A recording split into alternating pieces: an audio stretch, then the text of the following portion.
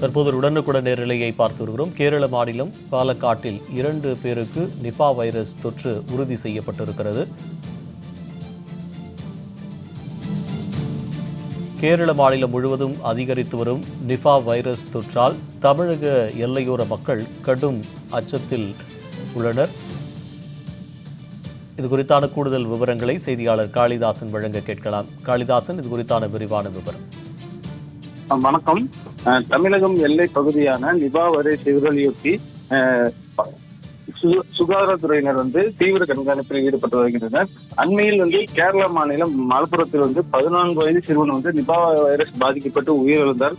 அதனைத் தொடர்ந்து கேரள மாநிலம் முழுவதும் 60க்கும் மேற்பட்டோருக்கு நிபா வைரஸ் அறிகுறி தென்பட்டுள்ளது. மேலும் அதனைத் தொடர்ந்து தமிழகத்தில் அருகே இருக்கக்கூடிய கேரள மாநிலத்தில் பாலக்காட்டில் மேலும் இருவருக்கு நிபா வைரஸ் கண்டறியப்பட்டுள்ளது. அதனைத் தொடர்ந்து தமிழகம் கேரளம் எல்லை பகுதியில் தமிழக சுகாதாரத்துறை அதிகாரிகள் சார்பில் தீவிர கண்காணிப்பில் ஈடுபட்டு வருகின்றனர். மேலும் பாத்தீங்கன்னா தற்பொழுது கேரளா எல்லையில் உள்ள வாளையாறு, வேலந்தாவளம், மாங்கரை, மீனாட்சிபுரம் உள்ளிட்ட 11 சோதனை சாவடிகளில் மாவட்ட சுகாதாரத்துறை அதிகாரிகள் மற்றும் செவிலியர்கள் கண்காணிப்பு பணியில் ஈடுபட்டு வருகின்றனர். மேலும் கேரளாவில் இருந்து தமிழகத்தை நோக்கி வரக்கூடிய வாகனங்களை சோதனை சாவடி அமைத்து அங்கு அவர்களுக்கு காய்ச்சல் சளி அறிகுறி இருக்கிறது என்று கண்டறியப்பட்ட பிறகே அவர்கள் மாவட்டத்திற்குள் அனுமதித்து வருகின்றனர். மேலும் காய்ச்சல் சளியோடு வருபவர்களை திருப்பி அனுப்பி வருகின்றனர். ஸ்ரீதர். காளிதாஸ், தற்போது இந்த நிபா தொற்று கேரள மாநிலத்தில் அதிகரித்து வருகிறது. இந்த சூழ்நிலையில் தமிழக கேரள எல்லையில் தமிழக அரசு என்ன மாதிரியான நடவடிக்கைகளை எடுத்து வருகிறது? இது குறித்தான விரிவான விவரம் சொல்லுங்கள். கண்டிப்பா.